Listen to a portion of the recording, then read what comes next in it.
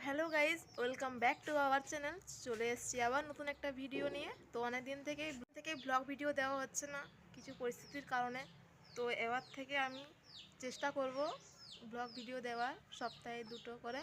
তো চেষ্টা করছি। তো এটাই বলবো, 2024-এ এক্সামে যা যা হওয়ার হয়ে গেছে, তো সেটা আর মনে করতে চাই না। তো 2025-এ আবার নতুন করে সব কিছু শুরু করছি। তো এবার আমি আর তার সাথে আমার বোন, আমরা দুইজন মিলে এবারে পরীক্ষাটা দেবো। তো দেখা যাক।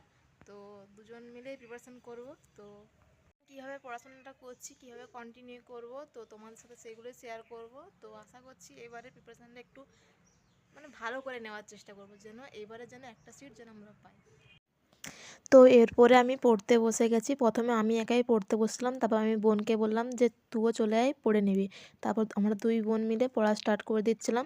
আমি পড়ছি ক্লাস 10-এর ফার্স্ট চ্যাপ্টার, আমার বোন ক্লাস 9-এর প্রথম চ্যাপ্টার পড়ছে। তারপর যেটা ডাউট হচ্ছিল আমার বোনের, সেগুলো আমি তাকে একটু ডিসকাস করে ভালো করে সলভ করে দেওয়ার চেষ্টা করছিলাম। তারপর আবার দুজন মিলে পড়তে বসে করে দিলাম। তো গাইজ, আমি এখন আমার দিদিকে ক্লাস 9-এর লাইফ সায়েন্সের ফার্স্ট চ্যাপ্টারে কিছু কোয়েশ্চেন অ্যান্সার ধরবো। মাইক্রোস্ফিয়ার ধারণার প্রবক্তা হলেন দ্বিপদ নামকরণের প্রবক্তা হলেন পাইনাস যে গোষ্ঠীর উদ্ভিদটা হলো